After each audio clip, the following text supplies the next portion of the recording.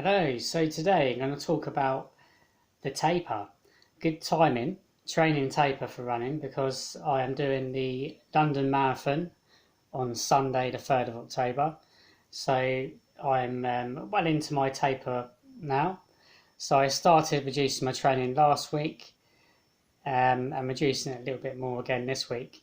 But I'm going to talk to you about my past experiences of tapers and mistakes I've made and mistakes I've learned from, and also common mistakes that people make and misconceptions of what the taper involves.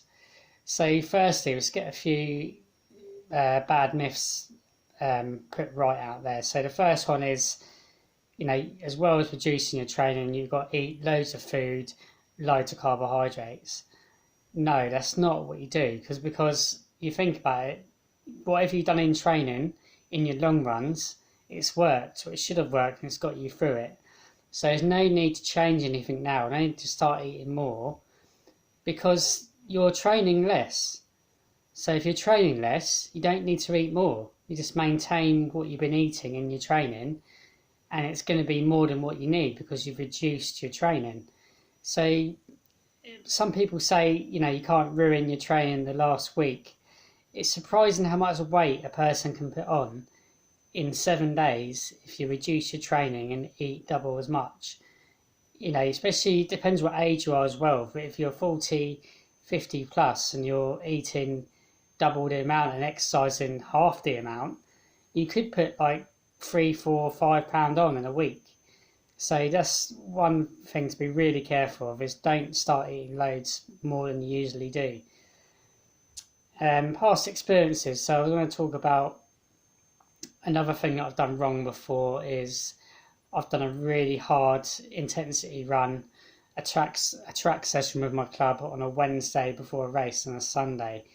So the danger of this is, one, you're going to be feeling really, really good, so you probably will push it really hard in that track session, but then you're going to struggle to you could struggle to recover in time. So I made that mistake for the Great North Run back in 2017.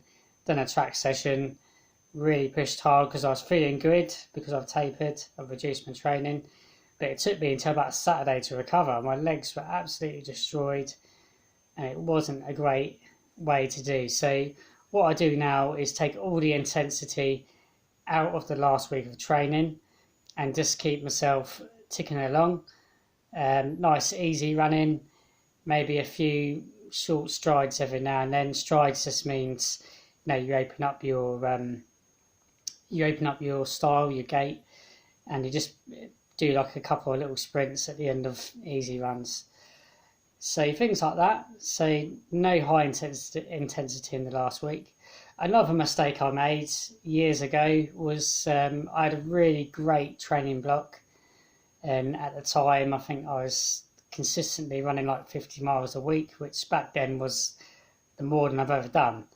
At the moment I was doing like 70, 80 miles a week in lead up to this marathon, but back then I was doing 50 miles a week for a half marathon, and I trained really well. And then the last week I just thought, I've trained really well. I completely let myself go. I didn't train enough. I ate loads of junk, ate loads of rubbish, and I just let myself go. Mentally, I just thought, well, I've done all the hard work. I can just relax now. And guess what? That didn't work either. So you can go one or the other way on a taper. So try not to make that mistake. Don't let yourself go completely. You shouldn't be falling off a cliff in a taper. So be just a gradual reduction in training and a gradual reduction in intensity. So I hope this helped. Good luck to everyone else who's running London on Sunday. Hopefully see you there. See ya.